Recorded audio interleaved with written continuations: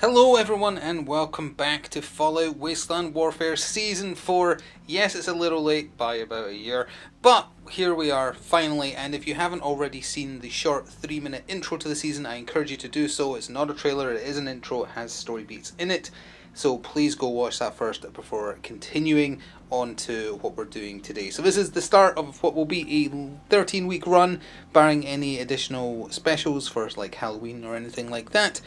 Weekly episodes, you're going to be seeing this on July 1st, which I believe is a Monday, but from next week onwards it'll be back to Fallout Fridays, so one episode a week on Friday. And this series, we've got some stuff to cover about how it's going to be a little bit different from the previous seasons, but other than that, it's still mainly focused on New Hope, the settlement trying and struggling to make friends and just exist. They've not been doing a good job of it so far, as I'm sure you're aware. If you've been watching everything, all they've really done is made a bunch of enemies and taken in a bunch of homeless vault dwellers. That's really it. So they're not in the best of positions, but the focus of this season is going to be kind of culminating a few storylines together. I'm not obviously going to give spoilers, but that's the general gist of it. On that note of it being very story-centric this season, that does mean that I haven't been able to fit in any kind of viewer mechanic where you can vote on things that happen at the settlement, things like that. Because narrative is so focused this season, there just wasn't a way to fit that in, so I hope that's not too much of a disappointment. With the state that the region is in for New Hope, they're struggling to even find any way to earn caps. So they're in their kind of low point here, where they're really struggling to make it work. And as a result, there is no way to kind of incorporate a viewer mechanic this time around. It does mean that there will be more focus on narrative, which some of you might prefer. I hope you do. But if you're disappointed about that, I apologise. There will be the opportunity going forwards. They're still going to hoard what caps they can, and we will still continue upgrading and improving the settlement, defending the settlement, as and when we can. With that said, I think we can finally jump into taking a look at who we're going to focus on today, because it is not New Hope to start with. We're easing back in with seeing what the Children of Atom and their new Messiah can do today. As I say, New Hope will still be the main focus of the season. Specifically, I believe 8 of the 13 episodes are about them, so that does mean we will still be with them most of the time. But this is a good way just for me to also ease back into the game, because it is purely them doing something nasty to some raiders, and we get to see a new faction and see how they perform. And very much the outcome of each episode will dictate where the story eventually climaxes, rather than just leaving it to a vote. That's the other reason I can't really do the viewer stuff. It's based on how the fights go and how the missions go. So let's take a look at who we'll be using today, and then we'll take a look at the actual quest overview. In the wake of Frank's attacks in the region, more raider factions had moved in, hoping to profit. The New Hope settlement still struggled alone, surrounded by increasing threats, but to Atom, that was the least they deserved. They had forced his unit out. They were at least partly to blame for the ambush. For now, though, all he wanted was Frank's location, and to find that, he would start with the lesser raider camps, hoping to find the information he needed. It would also be a good opportunity to test the combat prowess of the Children of Atom. So I think you'll actually have seen the quest overview before this, because if I remember rightly, I always did that first before showing who's actually tackling it. So here we have the Children of Atom, and behind them the bandaged man, aka Atom, aka, well, I hope you watched the intro. So he'll be appearing at some point during the battle. He will not be starting on the battlefield, so we can remove him for now, right there. He is still armed with a light burning in the darkness, and he very much has an axe to grind. But the Children of Atom, they have a preacher, which is the one on her knees preaching right there, armed with a 44 revolver. Flanking either side of her are 2 disciples, one armed with a gamma gun, the other one is armed with a bolt action pipe pistol. They and all give buffs of various types. The disciples give quick action moves and quick action science, I think. The preacher gives either a black, a green or a yellow die to a skill check for any model in the Children of Atom side, so she's a buffer one. Then we have just 3 regular Children of Atom, 2 of which are armed with gamma guns, one of which you might recognise from a previous episode, and one which is armed with just a combat rifle. So a mixture of ballistic damage and also the gamma radiation. Children of Atom in general, they have a bunch of HP. Their HP stat is massive. the basic guys have 9, disciples have 10, the preacher has 11, but they have no armor. They wear rags and they're not allowed to wear armor, they're not allowed to wear power armor, nothing like that at all. They're tanky, but hits are basically just, they will take damage. They don't get to roll the armor die really, unless they're in cover, for instance. So they'll take some hits and keep on kicking, but eventually they will go down. And as you already know, if you've heard the overview by this point, they are here today on the whim of Atom to take out these raiders and hopefully find the information he requires. So, I'll get them deployed and then we'll be back. This video is sponsored by Noble Knight Games. Check out the video description below for an affiliate link that will take you through to their store, and it will help me out as well. Thanks. And that brings us to the start of the match proper, with the Children of Atom 6 inches in from the bottom left corner where they always started. Let's see if their dice rolls go a little bit better than the New Hope settlement. Speaking of which, the settlement mode stuff, like for instance the farm producing food, doing explorer cards, etc., that will only be in episodes where New Hope is being played as. So, let's do a quick flyover. I'm also going to try in this video mixing static and moving cam. It might mean that the dice are sometimes harder to see, but obviously I'll tell you what the results are. I always had it on camera before to make sure you knew I wasn't fudging rolls, but I hope by 4 seasons deep you know I'm not doing that, because they'd be a lot better if I was doing that. Anyway, we have ourselves a Psycho down here with a tire iron next to a Raider Outlaw with a machete. There's another Psycho, a Psycho Outlaw over there who actually has some Psycho and a tire iron. We have a Raider Outlaw, I believe this one is, or just an Outlaw, with a pipe action pistol, and another one up here with a pipe action pistol, and then the boss in some Raider power armor, 2 assault rifles, just counting her as equipped with 1, however. And the goal is simple: the Children of Atom are instructed, wipe them all out.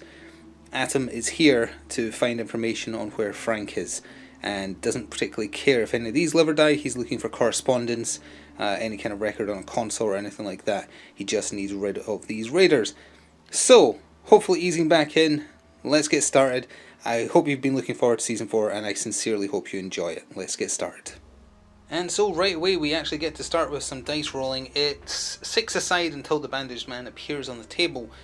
So randomised who would go first. It's the raiders, randomised who's activating first on the raiders, and it is this raider right here who is now alerted to an enemy presence, and he is going to climb down from here in order to ideally get a shot on them, which means testing agility. The agility of a raider is 5, which is actually pretty good.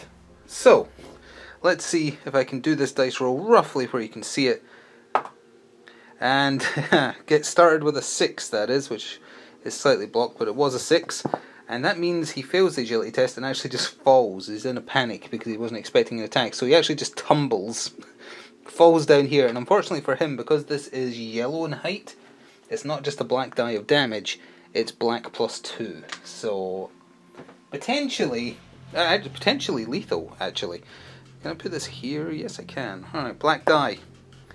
Okay, so he has taken 3 damage. Also, I believe his activation immediately ends. So not a great start for the raiders there. Welcome back, Wasteland Warfare. So first activation for the Children of Atom. I picked the Children of Atom that is armed with a combat rifle. However, I just remembered, and that comes down to just playing this, I remember people complaining about this when the Children of Atom released. This model is modelled holding a 2-handed rifle. The normal Children of Atom can't use rifles. They can only use pistols. They don't have the rifle stat, which seems like a weird omission. It might mean that you're supposed to count them as a disciple, because disciples have the rifle skill, even though that one doesn't look well dressed enough to be a disciple. So I'm going to have to count this one as one of the disciples, and the other one that I said was the disciple, which was the one that's kind of doing this fist pump, which made him look more authoritative. He's going to be the other bog standard Children of Atom with a pipe pistol. Apologies, that's just something I didn't notice until I had to roll dice.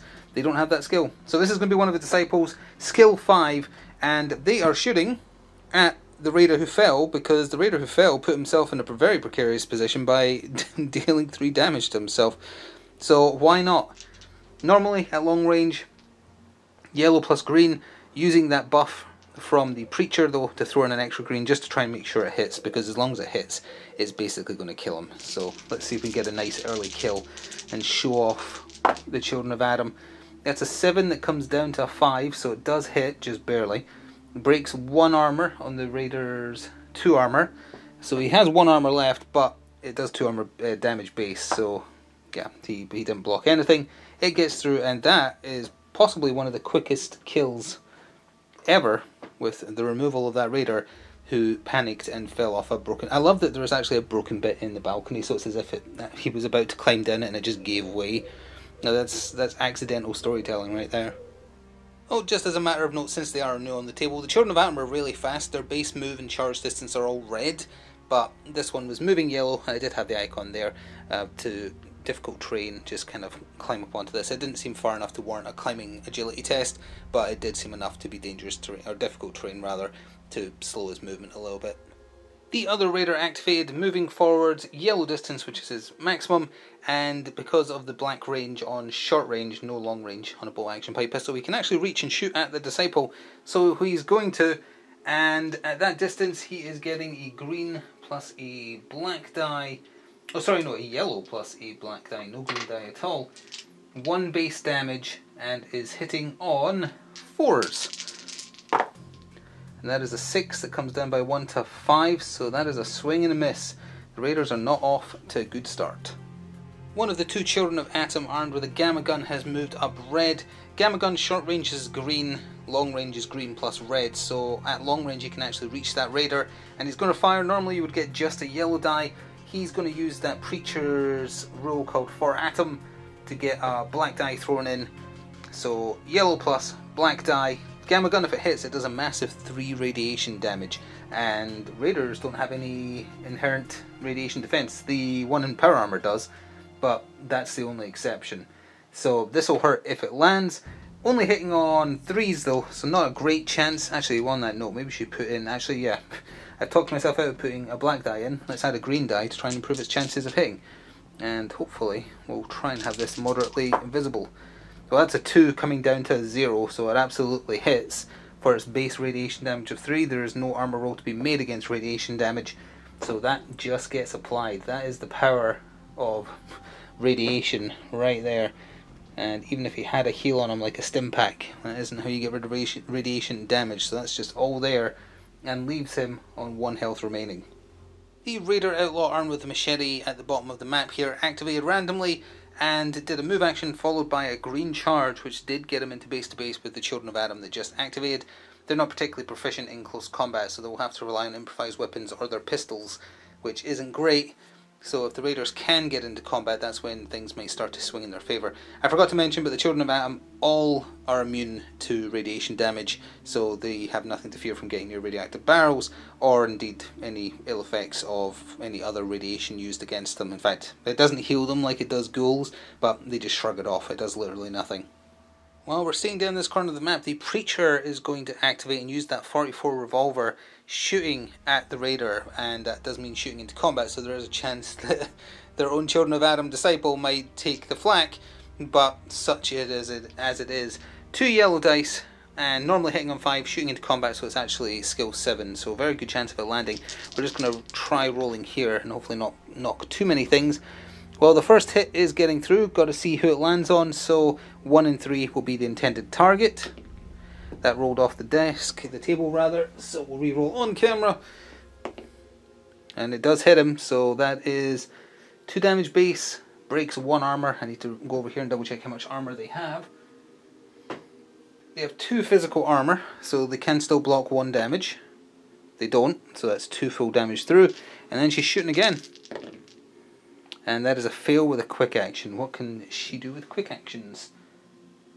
A prepare, or a move.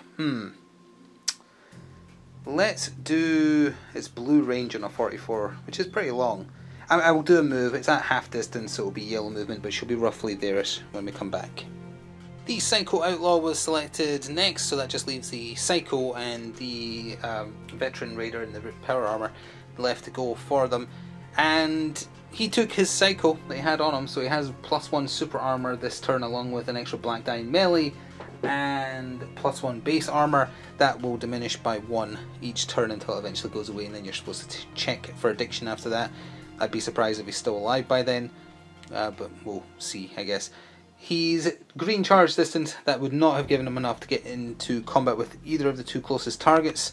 Just enough. Like, he was slightly out of range, and so was he. So he just did 2 movement actions, but he's a little bit extra defended, and that probably means he'll live long enough to at least do a charge next turn. So the other disciple, who is armed with a gamma gun, moved up, and the nice thing about the gamma gun is it does radiation damage, as we've just discussed. So if it does accidentally hit the Children of Atom engaged in combat, it doesn't matter, because it does no damage to him, because he's immune to radiation. So at that distance, short range, he's rolling green, yellow, and the skill die, and it's +2 skill because he's shooting into combat, so he's skill 7. Very unlikely to miss. We'll get that out of the way and hopefully be roughly visible. He crit failed. You don't talk before rolling. I forgot this. I've relearned it immediately. That's why you don't say that, so it doesn't even matter. The shot just goes wide and shoots into the sky. The Veteran Raider in the Raider Power Armor, activated randomly out of the 2 that are left, walked to the edge of the building, dropped off. If you're in Power Armor, you take no fall damage, so just smashes down, no problem at all. And she had to do that because the range on the assault rifle she's equipped with is red plus green maximum. Wasn't enough to see anybody in range. Now that she's dropped down there though, she has just enough to shoot, if we just pan down here, at him, right there. So we're just going to pull back slightly, and she's hitting on a 4, I think. Yeah, it's a 4 with just a green at long range. Not super great. She did hit though with an armor, well, they don't have armor, so can she do anything with the quick action? She can go on prepare, which might actually matter. So she will do a prepare. The damage just goes straight through. Oh, the white die wasn't visible, but there you go, it was a quick action. So it's just straight up 2 damage and nothing else. Yep, 2 damage to... Oh, he was the one in combat. Hang on a second. We're going to have to see if she hasn't accidentally executed her own person. This is very important. The normal Children of Atom have 9 health, as I said. So this is 2 damage that would not really do much to him, but if she accidentally hits her own guy, she might kill him. So 1 in 3 is her intended target. It was a 1 instead of, there we go, it's a 1. So it did hit him, no armor roll required, he has no armor, so 2 damage to him. The last normal Children of Atom soldier, I guess is the term, even though they're not really soldiers, activated, leaving just the other... Oh, actually no, I forgot, he's no longer a disciple because of the way they're using their weapons, so he has to just be a normal Children of Atom as well. Either way, the other one with the gamma gun suffered difficult terrain to get up to there, to shoot her radiation at the psycho drugged up psycho outlaw over there, and throwing in a black die from the bonus from the Preacher, hitting on 3s, so not super great, and it was a crit, first crit of the game right there. So it did get through. The bottle caps do nothing, the gamma gun doesn't have any special rules. It is radiation damage, so the super armor he gave himself I don't think does anything. I believe it doesn't block radiation at all. If I'm wrong about that, apologies. So that is just straight 3 radiation damage to him. Final activation of turn 1 for the Raiders was the bog standard Psycho, who moved and then was able to do a massive charge with that charge distance green to get into base to base with the Disciple with the gamma gun right here. Taking a green die's charge bonus, can't attack this turn though, and as per always what I used to do for the AI, I randomise whether or not they get the green or the black charge die bonus. And so the final action of the turn is going to be a charge action from that Children of Atom into the Psycho that just finished moving, and just going to use improvised weapon. Yes, he could use the pistol, but with that -2 it's going to be a 1, so he needs a crit. At least if he's using an improvised weapon it's on a 3, which isn't great, but he gets a green die on improvised weapon, he gets a green die for outnumbering, and I'm taking a black die's charge bonus just to try and get a decent enough hit, and it's still on 3s though, which isn't great, so let's see what happens. He rolled exactly a 3, so well done there for 1. 1 base damage plus that, so that is just 2 physical damage. That's very blockable. Let me just double check the Psycho's armor. 2, so it's entirely blockable. Let's see what she gets. And, oh, it's entirely blocked. Alright. Oh boy, it's that time again. We get to end the turn with an event card that will carry us into turn 2. And the pile is even larger now because I do have the Nuka World Wave cards, so there is some new events in here. I don't remember if I ever got the Capital Wasteland ones, to be honest. I need to double check that because it's been that long. Either way, the prepare that the Veteran Raider did, nobody got into range, so it didn't trigger. It's wasted at the end of the round. Anyway, let's just do as we always did, which is a slightly incorrect way to apply events, but that's how we do it here. Super Mutant Broadcast, a classic version of this, I think. if we just get this into focus. I forgot how much it struggles with these little cards. Humans, if out there and need help, we help you. Come to Shaw School Place. We promise not to tear you limb from limb and eat you, but I want to eat humans. Yes, I know you do. Look, I'm reading this exactly like you wanted, remember? It's a trick. You're trying to trick them. AKA, nothing! As turn 2 begins, the bandaged man, aka Atom, as he is now known, has appeared on the battlefield. And Atom is a changed man. He is not a normal man. He has powers that he should not have. And in case you're curious, the inspiration for this, if you aren't aware, is Fallout 76 has mutations and serums that the player can use to become mutated in certain ways to give you extra super powerful abilities, usually at a downside, but you can kind of equip yourself to make the positives massively outweigh the downsides. It's very fun. The wave that Modiphius is doing after Nuka World is Fallout 76 themed, so I have no doubt these mutations and serums will actually have official rules soon. But for the purposes of our narrative, and obviously because they're not out yet, this is simply my interpretation to apply them to Atom and Atom alone. Eventually they may spread out once those cards are available. But for now, these rules apply to him and only him, and are of my own creation. Atom can jump up to height black and not suffer any hindrance to movement. He does not suffer fall damage. Every turn he regenerates 2 health. Any skill die roll he is required to make, he can choose to add a black or a green die to it, on top of whatever else he would be allowed. His movement distance and charge distance are green. So he is fast, he is sturdy, he is damaging, he is not human anymore, and that is why the children of Atom think he is their messiah. So he is obviously very powerful, he is meant to be. This is the consequences of what happened to him. Again, I hope you watched the intro to know. So, with that, he is now on the field. That means the children of Atom very much have more than the Raiders, so the Raiders will be going first. Well, to get turn 2 started, randomly selected, and it is this Raider here, the Raider Outlaw, is he? They have such similar names. Yes, with the machete is going to be striking into his target, which is right in front of him. Black and a green die for machete normally, but his charge bonus on the first attack is an extra green. So, we'll try and precariously balance this on the side of the table here so it's visible. That kind of works, doesn't it? And he is hitting on, well, it's probably a 3 or better, so yeah, I'd say that's a hit. He was looking for 4s. So it did hit for 2 damage. He doesn't have armor, so that's just 2 damage. So the next hit doesn't have the second green die though, but still, watch out for the preacher there. So 2 damage so far. An 8 comes down to a 7, that is a swing and a miss. So just 2 more damage, that's 4 in total of his 9. 9 on a basic guy. Oh, apologies, the machete is 1 base damage, so it's actually only 1 extra damage, so 3 of their 9 health. I'd say the closest immediate threat, even though there is actually people locked in combat, is the Psycho Outlaw that's hopped up on Psycho, because if he gets into combat he's rolling a rainbow selection of dice. So I'm going to activate this Children of Atom here, using that Gamma Gun twice. If 1 hit gets through, he is a melted puddle of sludge on the floor, and that's what needs to happen. So, still in the aura of the Preacher, so throwing in a green on just this first one I believe. I think it's only once. I'll double check if need be. A 7 comes down by 3 to a 4. I actually don't think that's enough. I think it needs to be a 3. Yeah, it's a 3, so that's a miss. And oh, it's all skill tests. Wow, that is a really powerful buff. So she gets to roll the exact same again. Robin gets another shot.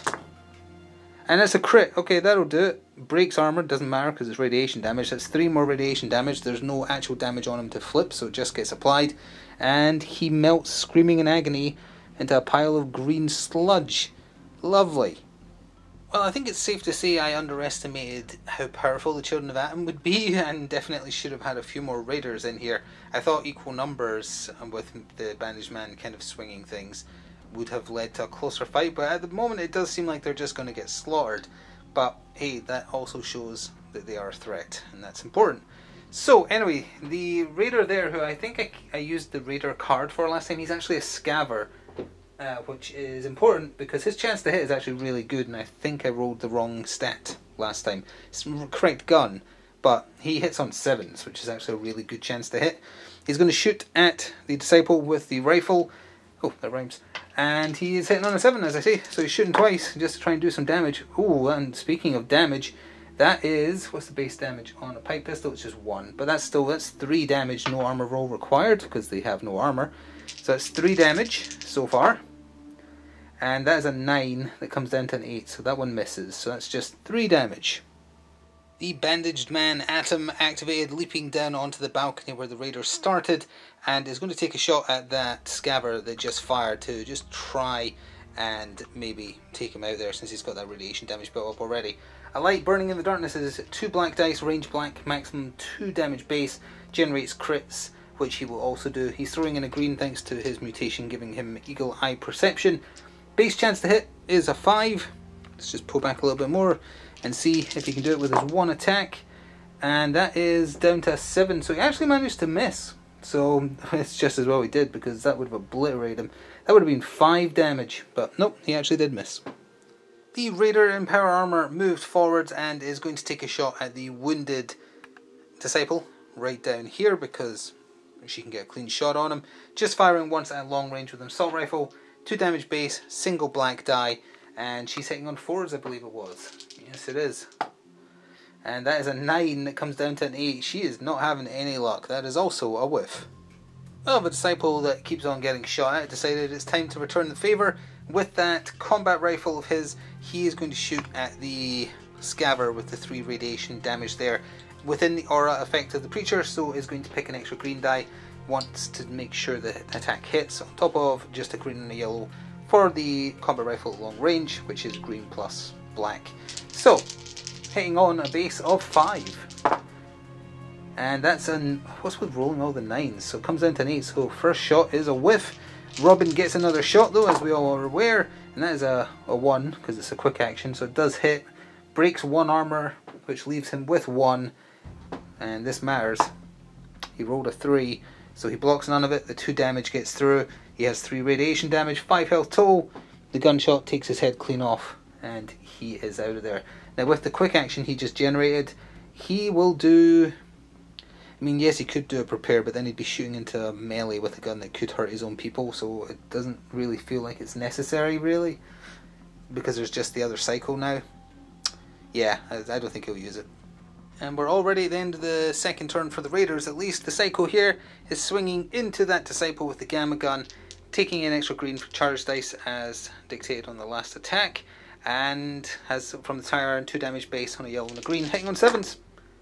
And that is a 7. It actually came down to a 6 right there. 1 extra damage, so that's 3 damage to disciple's 10 health, I think it is, because it goes 9, 10, 11. So 3 damage, and then it's followed by a crit, which does 2 damage, so in total he just took 5 of his, it is 10, isn't it? Yep, so he just lost half his health in one swing from the psycho that was meant to be the weaker of the two, so good job her. Oh, and she actually should not have had one of those green dice on that second roll, but as you can see, it doesn't matter, because even if you took both of them away, she got a crit, so it still got through. So we have a few activations left for the Children of Atom. The Preacher hasn't activated, and 2 of the Children of Atom themselves haven't. Oh, and that Disciple that just got attacked hasn't actually. Most of them haven't. So this should be fun. This Children of Atom is activating first though, and his first action is he's going to flee from combat, which is going to trigger a reaction from the Raider. Even if it does full damage, he can take the hit, so it's pretty safe. His skill is -2 though, so I think it's 2 or less here. And he actually did get it with 2 extra damage, and that's on top of 1 from the machete. So yeah, okay, that's 3, so he's up to 6, which is actually kind of bad. But I'll apply that, and then we'll do his actual action, second action, which is shooting. Alright, all that damage is applied, and he is still within the Preacher's aura radius, which is black if you're curious, so it's massive.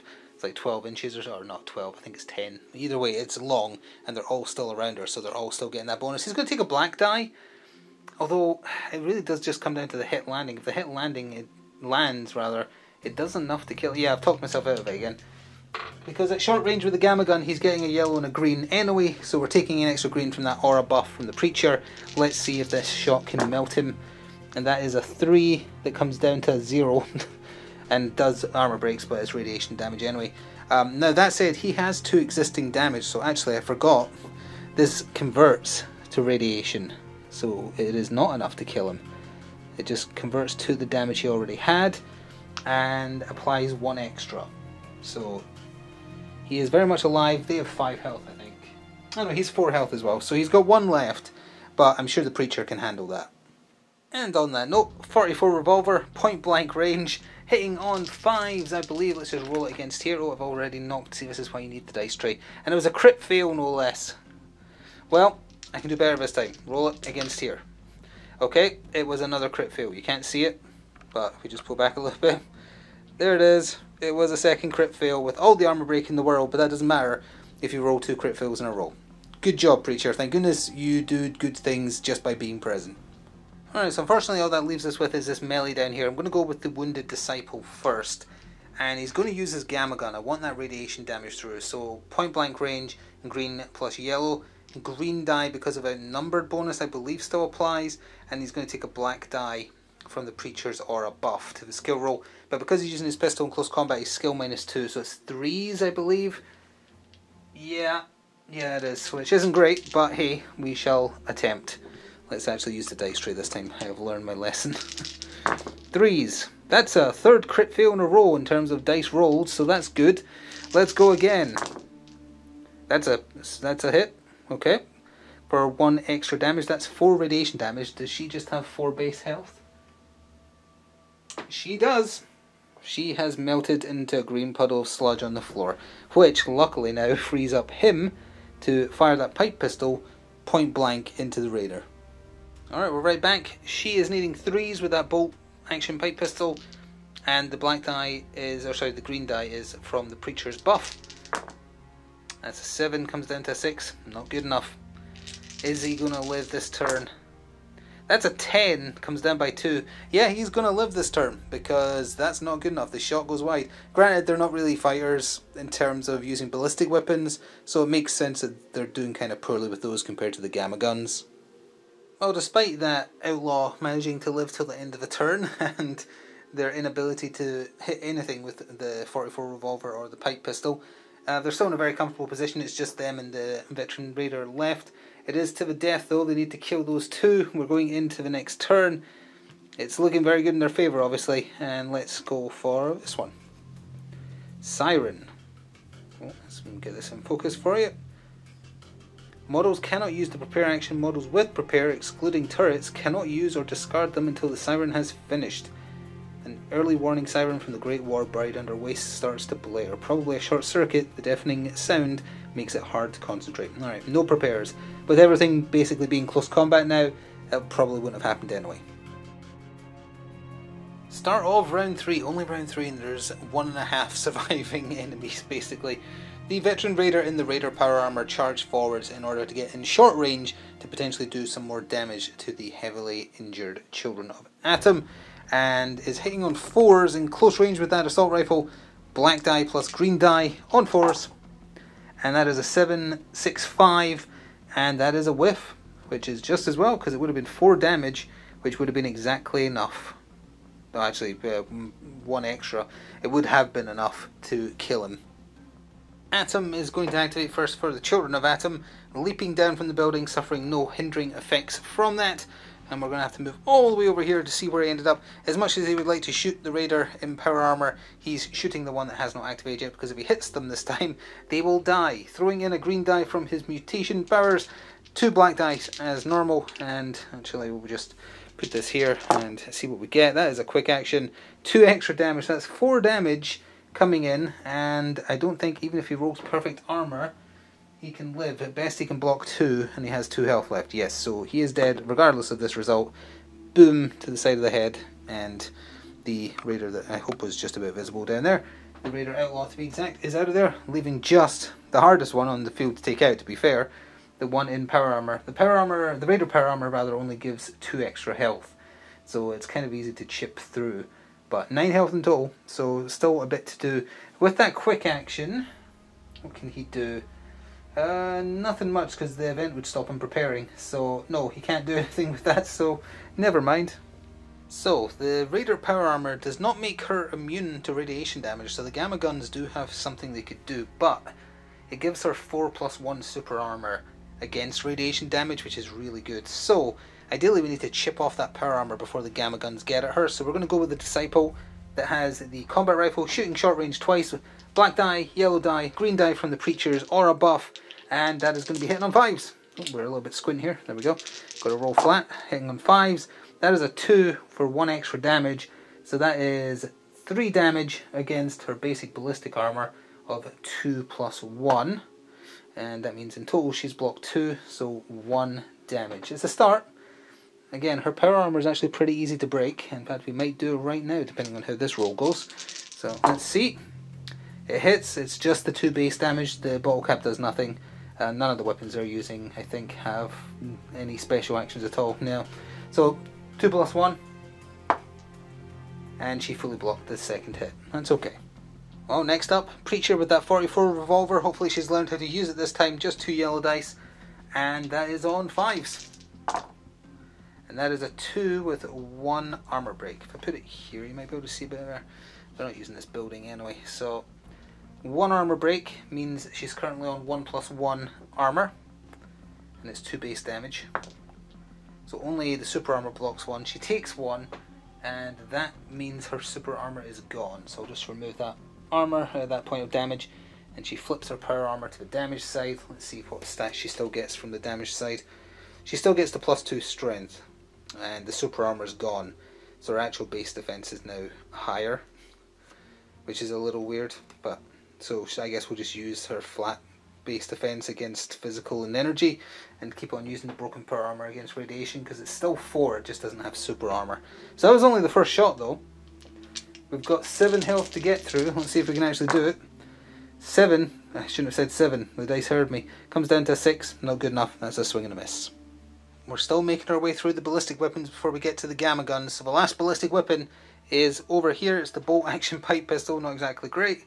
Black, yellow, taking a black die from the Preacher's buff though, and it's hitting on 3s, just looking for a lot of damage. Really? So, well, it hits for 1 armor break, 1 extra damage, which means she's at 2 armor for 2 damage, and she fully blocks it. No, sorry, no, she only blocks 1. There's no super armor anymore. Blocks 1, takes 1. My bad. And then the second shot is a crit. Ooh, that's more like it. No special rolls, but that's 3 damage against 3 armor. She blocks 2, takes another 1. Hanging in there. Now the radiation fun starts, although it's going against radiation defense of 4. So we can actually just pile up the rest of the gamma rolls, with the exception of this disciple had to move first to get the target in short range. Short range is yellow plus green, whoops, I almost dropped dice, plus the skill die. They're all within the aura radius of the Preacher, and in order to get through that radiation defense, they're taking yellow dice, which does mean not as great chance for any of these shots to hit, but if they do hit, high chance of armor break to get that radiation through against her, and that's what we're after. So we'll start with him because he's just got 1 shot, then she's got 2 shots, and then who else? You has 2 shots. So a lot of shots to come in, but let's just do the single from him first. He's a disciple, so he hits on 5s. The rest are on 3s, I think. And that is what is with all the 9s? That's a miss. Okay, fine. Let's do his 2 next. So he's just a bog standard Children of Atom, so he's on 3s. And that is a crit fail, so nothing there. And it would have been 3 armor break as well. And then a 5. Oh, comes down to a 3, so it is a hit. 0 armor break. 3 radiation damage against 4 armor. Blocks all of it. Well done. Well, and then the last 2 shots then from her up there. She is also a Children of Atom, so 3s. That is a 6. That comes down to a 5. Not good enough. I was expecting better. And then this is the last hit. That's a 7. Comes down by 3 to a 4, which is not good enough. So, nope, the Raider has lived for another day. Alright, things will surely end in turn 4, but let's see what event is going to carry us there. Cut one more time. Let's go for this one. Raider Radio 1. I think this is one of the Nuka World ones, but it is just kind of like a nothing. It's Red Eye here running Raider Radio. You love it and you know it. Don't forget, if you've got something you want everyone to hear, you're probably wrong, and whatever it is sucks. But if you insist, drop us a note and we'll read it on air. That's too real. Also nothing. Well, there is only 1 enemy on the field, so of course they get to go first, and the Raider veteran in the Raider power armor, or what's left of the power armor that is going to try and kill one of them. So 2 point blank shots with the assault rifle, green plus black on 4s. That is an 8, so that's a swing and a miss. She might have been better in melee. And then the other one, that is an 8, comes down to a 6. Not good enough, she has missed both times. And now she is getting drowned in ballistic fire followed by gamma radiation. Starting with Atom himself, throwing in an extra black die, just going for pure damage here, just trying to just overcome the armor just by doing too much damage as opposed to armor breaking. So, hitting on 5s. That is a 4, so it hits. Oh, yeah, there we go. That is 5 damage. That would also be his second crit. Oh, I forgot the misses actually generate crits as well, doesn't it? So we'll make his next hit a crit if it matters, because that will end it in style if it is. So this is 5 damage versus 3 armor. And didn't block any of it, so there's 5 damage. Good on you.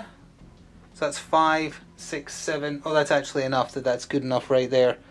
He used VATS, I guess, and just took her head off, and boom, she is down. The raiders are dead, and whatever information they had is now theirs for the taking. Well, I think it's safe to say that I slightly underestimated just how powerful the Children of Atom can be against squishy normal raiders, and I imagine it would be the same against settlers as well. Now against super mutants it would have an obvious massive disadvantage because gamma guns wouldn't work, so they'd be reduced to their very poor chance of, or skill level with ballistic weaponry, and most of them can't use rifles as we noticed. In fact, only the Disciples can. And yeah, they're the only ones, although their skill with them is fair, but yeah, they're the only ones who can use the decent stuff, and none of them can use heavy weapons at all. So that's one of their other downsides, so they have to rely on the gamma radiation. But, or rather, the gamma guns. They certainly did well there, far better than quicker at exterminating those raiders than I thought they would be. But that is going to do it for the inaugural episode of Season 4 of Wasteland Warfare. Next time we'll be back with the New Hope settlement, so we can see what they've been getting up to, the position that they are in. But the Children of Atom are out and about, and they have their goals as issued by Atom himself very clearly laid out. Find raider camps, remove them, and find information they need to locate Frank, the person who he has a grudge against. So with that, thank you very much for watching. I hope you didn't mind the wait. We are here now. I will see you next Friday for the next episode. Next week, that is, not this week, because you'll be seeing this on a Monday, weirdly, just because that's how it worked out. If you want to support this series and the channel in general, please do consider pressing the thanks button or becoming a channel member. It is possible I might make these available a day earlier for channel members. I haven't decided yet, so I'm not guaranteeing that, but they might go live on Thursdays for channel members. Only a day early, as opposed to normal when channel members usually see videos about a week early. Just because of the way I record these, I can't do that. So at best it'd be a day early, but that might be a little bit of an incentive for you. Or you can check out the channel sponsor. They do carry Wasteland Warfare and other Modiphius games, amongst other things. If you're interested, if you buy anything from that affiliate link, I get compensated. Thank you either way. Welcome back. Hope you look forward to seeing where the story goes this season, and I hope you enjoy it. Until next time, ta-ta for now.